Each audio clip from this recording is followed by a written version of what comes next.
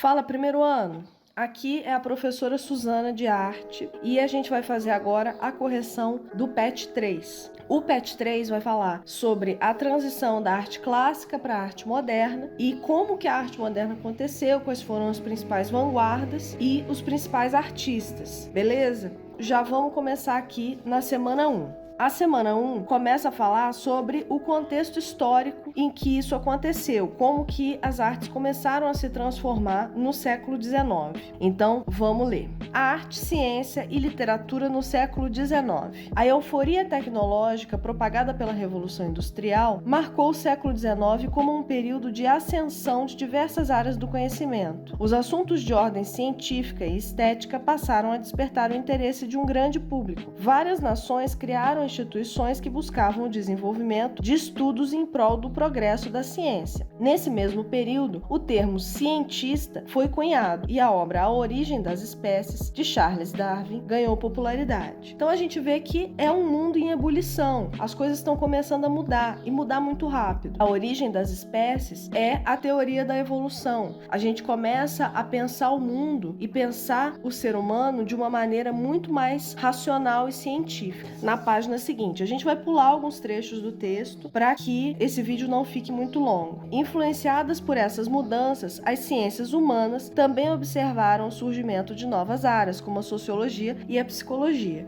Então, esse salto nas ciências não foi só nas ciências exatas, na matemática, na química, embora essas ciências tenham sofrido uma transformação muito grande também no século XIX. Mas as ciências sociais e humanas também tiveram uma evolução muito rápida. A gente vê que até esse momento não existia psicologia, por exemplo. A gente não estudava a mente humana, não de uma maneira científica. Continuando. A esfera artística foi afetada pelo individualismo e o ritmo frenético dos ambientes urbanos, impulsionando a criação de novos movimentos. O romantismo, por exemplo, criticava as mudanças da sociedade industrial e buscava o refúgio na vida próxima à natureza e a exaltação dos sentimentos amorosos. Muitos dos participantes dessa corrente também atacavam o mundo em que viviam, tecendo obras onde o drama e a opressão das camadas populares era costumeiramente representada. Eu vou colocar aí na tela uma imagem de uma obra do período romântico. Ela chama A Liberdade Guiando o Povo e é uma pintura de um artista chamado Delacroix. Essa pintura é sobre a Revolução Francesa e é claro que ela exalta a Revolução Francesa, porque essa pintura é crítica das camadas altas da sociedade. Esse artista tomou uma posição política falando sobre essa ebulição social que aconteceu na Revolução Francesa. Então o romantismo foi um movimento muito crítico do ponto de vista social. Continuando. Essas correntes mais contestadoras, na segunda metade do século XIX, perderam espaço para o parnasianismo. O parnasianismo pautava uma concepção de elogio ao belo, considerando que a arte seria um campo autônomo que não deveria se ocupar dos conflitos e horrores da condição social e humana. Em contrapartida, a corrente naturalista e realista valorizavam as contradições das relações humanas e a reflexão do mundo vivido. As Respigadoras do Trigo, que é essa pintura aqui que vocês vão ver na tela, ela já não é mais do período romântico. Você percebe que não tem o drama que teve A Liberdade Guiando o Povo, por exemplo. Não é uma cena teatral. Mas, nessa cena realista, a gente está vendo a condição do povo humilde, dessas mulheres que catam o trigo. Elas são trabalhadoras, elas fazem parte de uma camada social mais baixa, mais simples. Então, o realismo, ele retoma essa crítica social do romantismo, mas com outra estética, com outra forma de se apresentar. Continuando aqui. Na pintura, podemos detectar uma grande via de diálogo com as correntes literárias. O realismo procurou retratar situações cotidianas e trazer um equilíbrio entre o rigor estético e a expressão dos sentimentos. Outra importante corrente nascida no período foi a impressionista, valorizando a sensação causada pelas cores. Retratavam diferentes situações mundanas. A gente vai ver uma cena aí do impressionismo, uma obra do Monet, para que você consiga entender qual é a importância que as cores pintores exerciam dentro do movimento impressionista, beleza? E é importante entender que as artes nesse momento, as artes visuais e plásticas, as artes plásticas são a pintura e a escultura. Essas artes, elas dialogam muito com outras expressões culturais, como a literatura e a música. Continuando aqui, na passagem do século XIX para o XX, a chamada cultura de massa começou a aparecer nas grandes cidades. Na França, os irmãos Lumière causaram uma nova transformação no campo das artes. A criação do cinematógrafo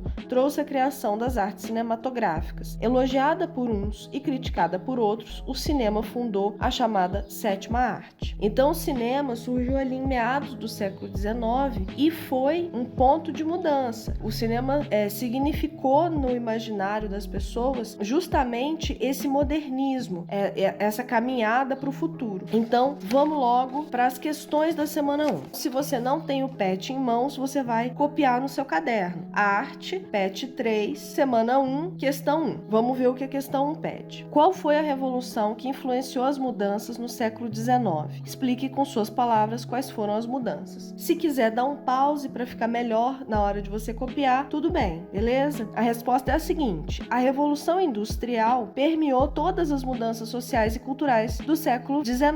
Surgiu um grande interesse popular pela ciência e diversas áreas de conhecimento. O darwinismo modificou permanentemente o modo como a humanidade vê a si mesma. Ok? Questão 2. Responda com base no texto. Qual era as características do romantismo no século XIX. O romantismo criticava a sociedade industrial e o modo de vida urbano, buscando refúgio na natureza e nos sentimentos amorosos. Por essa razão, chama-se romântico tudo aquilo que se refere ao amor apaixonado. Questão 3. Explique quais eram as diferenças entre o parnasianismo e o naturalismo ou realismo. O parnasianismo valoriza a beleza e rejeita os horrores da condição social. Ao contrário, o naturalismo faz reflexões sobre o mundo em que se vive. 4. O cinema é conhecido como a sétima arte. Na sua opinião, qual é a importância do surgimento do cinema para as artes? Você gosta de assistir filmes? Comente um pouco sobre os filmes que você conhece. Bem, eu não dei uma resposta completa porque vocês estão vendo que a questão pede para que você responda se você gosta de assistir filmes, para falar sobre os filmes que você gosta de assistir. Então, eu não tenho como saber quais são os filmes que você assiste, então você vai acrescentar isso no final da resposta. Mas aqui a gente lê: o surgimento do cinema representa mais uma possibilidade de suporte artístico, a imagem em movimento. Até o final do século XIX, o artista visual podia trabalhar apenas com o desenho, a pintura e a escultura. Com o avanço das tecnologias de captação de imagens, passa a ser possível tornar-se fotógrafo ou cineasta. Essa é a primeira parte da resposta. Agora você vai responder: você gosta de assistir filmes? Comente um pouco sobre os filmes que você conhece. Então você vai lembrar, por exemplo, do último filme que você assistiu e vai comentar um pouquinho sobre ele, ok? Semana 2. Aqui na semana 2 a gente já vai dar um salto temporal e vai começar a falar um pouquinho sobre a arte moderna. Então vamos ler o texto aqui. Contextualizando a arte moderna. A arte moderna significou uma grande mudança nos padrões artísticos, primeiro na Europa, do século XX, e depois no mundo afora. Durante o século XX, a humanidade passou por grandes transformações que seriam refletidas em todas as manifestações artísticas desse período. A eclosão das duas guerras mundiais e seus avanços tecnológicos, o surgimento de novas teorias, tais como a psicanálise e a teoria da relatividade, o nascimento do cinema, a popularização da fotografia e a eletricidade são apenas algumas dessas transformações do século XX, que mudaram radicalmente a sociedade e o modo de um indivíduo entender a si próprio. Em meio a tantas mudanças, os artistas europeus desse período buscaram refletir e compreender essas transformações sociais, econômicas, culturais das mais diferentes maneiras, desprezando o modo clássico de beleza e estética. Quer dizer, o mundo mudou muito rápido e essa mudança acabou se refletindo nas artes visuais, claro, né? Então vamos pular um pouquinho do texto e ver aqui. Por conseguinte, surgiu uma série de movimentos artísticos, também chamados de vanguardas artísticas, na Europa no início do século XX. Esse momento mudou completamente a maneira dos artistas compreenderem a produção artística e seu processo dentro desse meio. Então, a gente vai ver aqui um resuminho das características da arte moderna. Agora vai ficar um pouquinho complicado de você memorizar. A intenção nem é que você memorize essas informações, mas mais pra frente a gente vai ver algumas vanguardas e a gente vai ver obras. Aí você vai entender melhor essas características, ok? Então, características da arte moderna. 1. Liberdade de criação. Permitiu aos artistas a influência de vários movimentos em uma obra. 2. Novas concepções de espaço. Sem a preocupação de retratar a realidade de modo fidedigno, ou seja, exatamente como é, os artistas passaram a explorar novos pontos de vista em seus trabalhos. 3. Maior valorização da criação artística em detrimento do tema. Para os artistas modernos, passa a ser apenas um pretexto para a criação e não o seu fim. 4. Novas experimentações técnicas e de materiais, como, por exemplo, o uso de colagens. 5. Povos não europeus incorporados como referências artísticas, contemplando a arte africana e a oriental, por exemplo. A arte começa a ser um fim nela mesma, ou seja, a intenção não é você criar uma imagem que tenha uma função expositiva, figurativa. A intenção é explorar essas linguagens artísticas para ver até onde elas podem ir. É uma questão muito mais de experimentação, a arte moderna. Então, a questão 1 da semana 2 pede assim: com base na leitura acima, escreva um pequeno texto, com suas palavras, dizendo sobre a arte moderna e a importância dela para os novos modos de fazer e ver o universo artístico. Se quiser dar um pause para copiar, mas eu vou ler aqui a resposta correta. Após o surgimento da fotografia, a pintura perdeu uma de suas principais funções, a representação do mundo. O registro da realidade sempre foi um dos principais objetivos das artes visuais. Como seria a história final se não houvesse um registro da coroação de Napoleão, por exemplo? A partir do momento em que se desenvolve uma máquina que registra o mundo da maneira mais fiel e objetiva possível, as artes plásticas são obrigadas a se reinventar. O expressionismo começa a fazer uso de cores irreais e exageradas, questionando a objetividade na representação e valorizando a expressão passional. O cubismo questiona o ponto de vista do artista em relação ao objeto retratado. Por que somos obrigados a nos contentar com uma única faceta do objeto se podemos enxergar todas de uma vez só? As vanguardas se sucederam, cada uma delas criando novas maneiras cada vez mais criativas e reflexivas de ver o mundo. Ok, gente? Então, a gente já vai agora para a semana 3, em que a gente vai conhecer um pouquinho sobre as vanguardas modernistas, ou seja, sobre como os artistas do século XX se expressavam. Vamos ver aqui. Movimentos e artistas da arte moderna. Os principais movimentos da arte moderna foram fauvismo, cubismo, futurismo, expressionismo, dadaísmo, surrealismo e abstracionismo. Vocês podem ver que todas essas palavras terminam em ismo. A gente chama essas vanguardas dos ismos da arte, porque todas elas terminam assim. O nome delas, né? Termina com ismo. Então a gente vai ver fauvismo. O que foi? O fauvismo foi no início do século XX, tem como uma das suas principais características a expressão pictórica, isto é, a representação da aparência visual do sujeito. Nesse movimento, as cores são usadas com intensidade e as formas são simplificadas. Eu vou colocar aí uma obra do Matisse para que você consiga entender como essas formas são simplificadas e essas cores são fortes, são cores puras, cores que não são misturadas, ok? Então, vamos lá. Cubismo. Influenciados pelo pintor Paul Cézanne e seus estudos sobre as formas, o cubismo desenvolvido por Pablo Picasso e Georges Braque abandonou as noções tradicionais de perspectiva e de imitação da arte. Desse modo, os artistas cubistas buscaram novas maneiras de retratar o mundo à sua volta, com grande valorização das formas geométricas e retratando pessoas e objetos de modo singular, partidos em múltiplas dimensões ou em ângulos inusitados, refletindo os diversos pontos de vista de observação do artista. Então, vou colocar colocar aí na tela para vocês verem uma obra que chama Menina com Bandolim, que é o que está no nosso material de estudo, mas eu vou colocar na tela para vocês verem com uma definição melhor. Quando a gente está observando um objeto, a gente não fica parado, estático, olhando para esse objeto. Normalmente, quando a gente está curioso em relação a ele, a gente vai andar em volta dele, ver todos os ângulos, levantar o objeto, abaixar. Então, é isso que o cubismo faz. Ele dá pra gente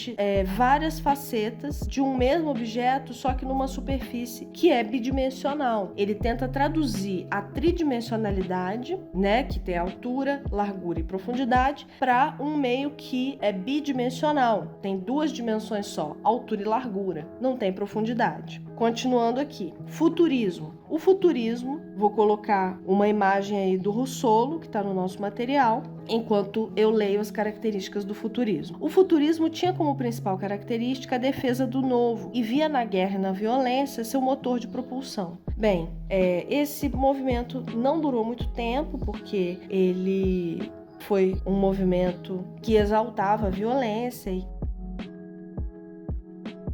a maioria dos artistas que participaram desse movimento, eles eram pró-guerra, eles eram a favor da guerra como mecanismo de caminhada para o futuro. Eles viam na violência um caminho. E essa, ainda bem, não foi uma ideia tão popular assim. Então a gente vê aqui expressionismo. Vou colocar o grito, que é uma imagem que vocês já devem ter visto muitas vezes, que é uma imagem expressionista. Voltando ao texto aqui. Expressionismo. Assim como o próprio nome sugere, essa corrente artística buscou a expressão emocional de seus artistas, já cansados do tradicionalismo acadêmico. Para tanto, os mestres do expressionismo utilizaram de modo bastante acentuado as cores fortes, vivas e vibrantes, em linhas e traços bem delimitados. Então não tem segredo, o expressionismo é o auge da expressão do artista. É muito mais importante passar a ideia que o artista pretendia do que exatamente fazer formas realistas ou cores realistas. Aqui a gente já vem para o dadaísmo. Vocês já devem conhecer a essa altura, mas se vocês não conhecem, vou colocar na tela uma obra desse artista chamado Duchamp, que foi o criador do dadaísmo, e essa obra chama A Fonte, e é mesmo um mictório, aquela peça de louça que fica no banheiro, que esse artista achou que seria um bom questionamento do que é a arte agora nesse século XX, em que as coisas estão se transformando tanto e tão rápido. Então, lendo aqui, segundo a lógica dadaísta, se o mundo não faz mais sentido, a arte também não deve fazer. Assim, ao compor obras que não sugeriam coerência alguma, esses artistas estavam protestando contra a ordem vigente. A intenção era mudar, né? Era fazer alguma coisa diferente do que tinha sido feito antes. E o surrealismo, vou colocar uma obra do Magritte, que é o Espelho Falso, enquanto a gente lê aqui. Os surrealistas pouco estavam preocupados com os padrões estéticos, lógica, razão ou questões sociais. O foco desses artistas estava nos sentimentos íntimos de cada artista. Assim, as obras que reúnem técnicas das mais diversas em telas que fogem à lógica eram, na verdade, representações de seus universos particulares. Então, o surrealismo é isso mesmo que o nome sugere. É uma arte que é surreal, que não tem a ver com a realidade, que tem a ver muito mais com os sonhos. Finalmente, a gente tem aqui a mais popular das vanguardas modernas, que é o abstracionismo. O que é o abstrato? Vou colocar aí uma pintura do Kandinsky para vocês verem que essa obra não é figurativa, ou seja, ela não está representando nada que a gente conheça. Isso é o abstrato. É aquilo que pode significar uma coisa para mim e outra para você, porque não é figurativa. Não tem uma imagem clara, uma figura clara do que esse artista queria representar.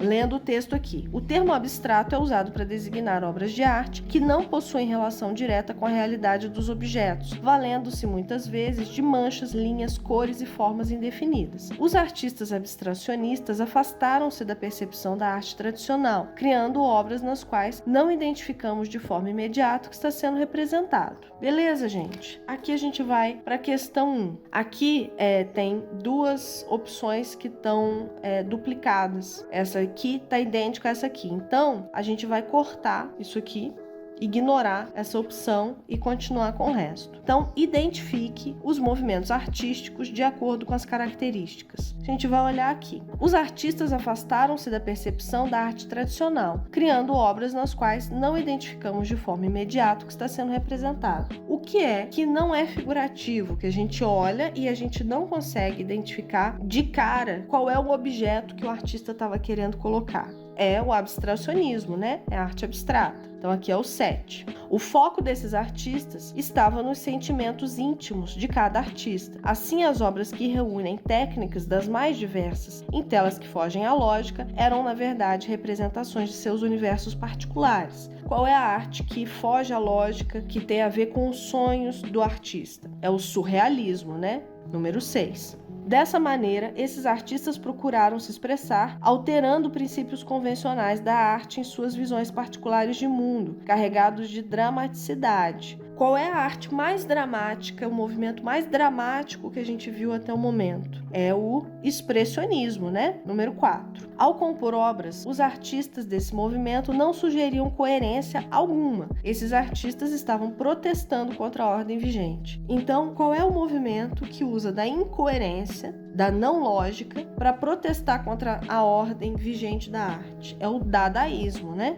5. Número 5. A principal característica desse movimento é a defesa do novo e via na guerra e na violência seu motor de propulsão. Esse é o futurismo. 3. Nesse movimento, percebemos a valorização das formas geométricas, retratando pessoas e objetos de modo singular, partidos em múltiplas dimensões ou em ângulos inusitados, refletindo os diversos pontos de vista de observação do artista. Então, esse é o cubismo. Número 2. Nesse movimento, as cores são usadas com intensidade e as formas são simplificadas. Esse só pode ser o fauvismo.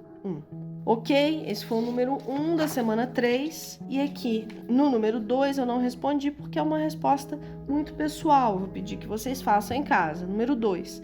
Agora que você já conhece alguns movimentos vanguardistas da arte moderna, escolha um movimento e escreva com suas palavras sobre as características dele. Você vai escolher um desses 7 movimentos e você vai, com as suas palavras, dizer quais são essas características que os artistas tentavam passar na obra e qual o seu sentimento em relação a essas obras. Você gostou? Achou uma boa ideia? Não? Como é que está do lado daí? E aqui, no número 3, a gente vê: escolha um dos movimentos que estudou e use a criatividade para criar um desenho inspirado nas características dele. Aqui a gente tem um espaço para você fazer um desenho. Eu vou sugerir que você faça talvez um desenho abstrato, que é talvez o mais simples deles, né?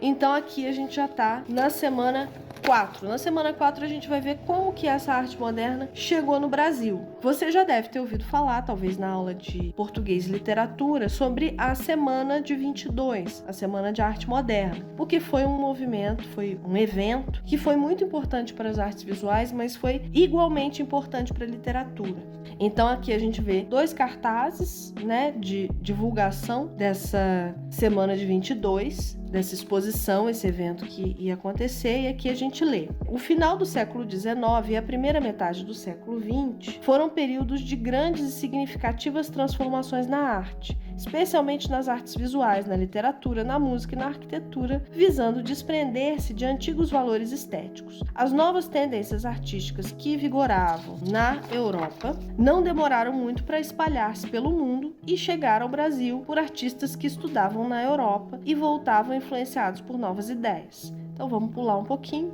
No início da década de 20, num contexto cheio de agitações políticas, culturais e sociais, artistas, poetas e intelectuais brasileiros, entusiasmados com as novas tendências artísticas, organizaram um evento cultural que marcaria para sempre a história da arte brasileira. O evento, conhecido como Semana de Arte Moderna, ocorreu no período de 11 e 18 de fevereiro de 22, no Teatro Municipal da cidade de São Paulo. O principal objetivo desse evento era desvencilhar-se do passadismo academicista e conservador que ainda controlava o repertório artístico e literário brasileiro, fundindo as influências do exterior e elementos da cultura do Brasil, a fim de criar uma arte essencialmente brasileira.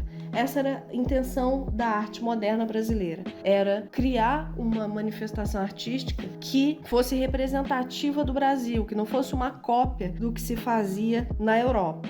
ainda que pouco aceito pela elite conservadora de São Paulo e recebendo inúmeras críticas, a Semana de Arte Moderna configurou-se como um episódio fundamental para a compreensão do desenvolvimento da arte moderna no Brasil. No entanto, as ideias inovadoras que o evento propunha só foram adquirir real importância ao longo do tempo, ampliando-se por meio de revistas como Claxon e a revista Antropofagia e alguns movimentos, Movimento Pau-Brasil, Verde e Amarelo e Antropofágico. Quer dizer, essa arte moderna brasileira, ela não foi bem recebida a princípio, mas aos poucos ela foi sendo digerida pela intelectualidade brasileira e foi sendo reconhecida como uma coisa importante para o nosso desenvolvimento cultural. Sobretudo, a arte moderna no Brasil propôs o rompimento com qualquer academicismo artístico e principalmente a valorização da identidade nacional, indo até suas raízes. Assim, as tradições, crenças, costumes e o folclore do Brasil passaram a ser valorizados nesse novo modo de se conceber a arte. Então eu vou colocar na tela para vocês essa obra que talvez seja das obras mais importantes da arte moderna, que é o Abapuru, da Tarsila do Amaral. Você pode ver que até as cores são as cores da bandeira brasileira, né? A gente tem o amarelo, o verde e o azul do céu. Porque a questão da arte moderna era realmente criar uma estética brasileira. Aqui a gente vê os principais artistas da arte moderna no Brasil, que foram nas artes plásticas, Anita Malfatti, de Cavalcante, Tarsila do Amaral; na literatura, Mário de Andrade, Oswald de Andrade, Manuel Bandeira, Clarice Lispector e Monteiro Lobato. Refletindo em vários âmbitos artísticos, pintura, arquitetura, literatura, música e design, a arte moderna tem características peculiares e visionárias, que buscavam quebrar com o clássico através de uma nova identidade. Beleza, aqui a gente vai ter algumas questões. Essas questões são um pouquinho complicadas, não são questões tão fáceis, porque são questões de vestibular e de Enem. É bom para vocês verem como esse conteúdo é cobrado nas provas, para que você possa já ir se preparando caso você tenha a intenção de fazer vestibular daqui a pouquinho, daqui a 2 anos. Então, a primeira questão aqui a gente vê é uma questão da PUC, que diz assim: a Semana de Arte Moderna, expressão de um movimento cultural que atingiu todas as nossas manifestações artísticas, surgiu de uma rejeição ao chamado colonialismo mental, pregava uma maior fidelidade à realidade brasileira e valorizava, sobretudo, o regionalismo. Com isso, podemos dizer que... Então, é para a gente ver qual é a resposta correta. Letra A. Romance regional assumiu características de exaltação, retratando os aspectos românticos da vida sertaneja. Vamos ver a letra B. A escultura e a pintura tiveram seu apogeu com a valorização de modelos clássicos. Bem, isso a gente já sabe que não é verdade. A valorização dos modelos clássicos não aconteceu na arte moderna. Pelo contrário, foi a rejeição dessa arte clássica que levou ao moderno. C. O movimento redescobriu o Brasil, revitalizando os temas nacionais e reinterpretando nossa realidade. Aí tá ok, tá certíssimo. Só por desencargo, vamos ver as outras questões. D. Os modelos arquitetônicos do período buscaram sua inspiração na tradição do barroco português. Não, né? A arte moderna não buscava a tradição, ela buscava justamente a inovação. E letra E. A preocupação dominante dos autores foi com retratar os males da colonização. Não necessariamente, né? Eles estavam valorizando esse encontro de nações e de culturas. Então, não é bem por aí. O número 2 foi uma questão do Enem. E a gente lê no enunciado assim: após estudar na Europa, Anita Malfatti retornou ao Brasil com uma mostra que abalou a cultura nacional no início do século XX. Elogiada por seus mestres na Europa, Anita se considerava pronta para mostrar seu trabalho no Brasil, mas enfrentou as duras críticas de Monteiro Lobato. Com a intenção de criar uma arte que valorizasse a cultura brasileira, Anita Malfatti e outros modernistas... Qual é a questão correta aqui? Letra A. Buscaram libertar a arte brasileira das normas acadêmicas europeias, valorizando as cores, a originalidade e os temas nacionais. Não podia estar mais correta essa opção. Então, já vamos para 3. Aqui a gente tem as outras opções do número 2, mas nem precisa olhar porque a letra A é a resposta correta. Número 3. Sobre a Semana de Arte Moderna, é incorreto afirmar. Então, o que está errado aqui? Letra A. É tida por muitos estudiosos da literatura brasileira como um divisor de águas na cultura nacional. A partir dela, os ideais modernistas ganharam visibilidade em todo o país. Certíssimo, né? Foi um divisor de águas, foi uma coisa que mudou completamente a arte brasileira. Então, não é essa a questão incorreta.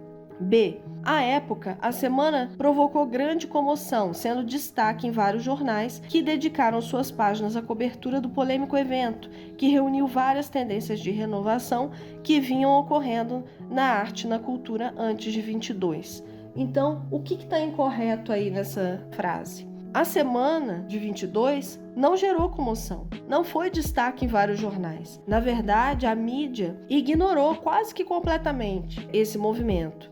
Ele foi valorizado só entre alguns intelectuais, algumas pessoas ligadas às artes. Isso só foi ganhar uma importância na cultura geral muito mais tarde, porque esses artistas talvez estivessem à frente do seu tempo na questão da cultura brasileira, porque na Europa a arte moderna já estava acontecendo há tempos, mas o Brasil precisava de mais um tempinho para digerir essa modernidade. 4. Semana de Arte Moderna é considerada como um divisor de águas para a cultura brasileira. Por quê? Aqui a gente está procurando a correta. Letra A. Propôs a continuação da tradição e o apego à literatura clássica. De jeito nenhum, não continua a tradição nem se apega a nada. B. Antecipou as renovações artísticas que só se consolidaram a partir da década de 50, com o concretismo, corrente literária liderada pelos poetas Décio Pinarotti e os irmãos Haroldo e Augusto de Campos. Antecipar, a arte moderna não antecipou, não. Ela estava dentro do seu tempo, fazendo o que era possível dentro daquele contexto cultural, com as referências que aqueles artistas tinham de arte. Então a arte moderna foi um passo importante para o desenvolvimento cultural, mas não antecipou o concretismo, não. Letra C. Foi considerada como a primeira manifestação coletiva pública na história cultural de nosso país, em favor de um espírito novo e moderno que contrariasse a arte tradicional de teor conservador que predominava no Brasil desde o século XIX. Então é isso mesmo. Foi uma manifestação coletiva, pública, qualquer pessoa podia entrar e ver as obras e participar dessas discussões, e foi em favor mesmo de um espírito novo e moderno, em contraposição ao tradicional. Tá certíssimo, é a letra C. Então a gente terminou finalmente, né, o PET 3 do primeiro ano. Eu espero que vocês tenham entendido mais ou menos o que foi a arte moderna, o que foi a arte moderna no Brasil, que é um assunto bem longo, que a gente poderia passar talvez assim um bimestre estudando esse conteúdo. Mas eu espero que tenha sido proveitoso para você esse material e essa correção, e a gente se vê no PET 4.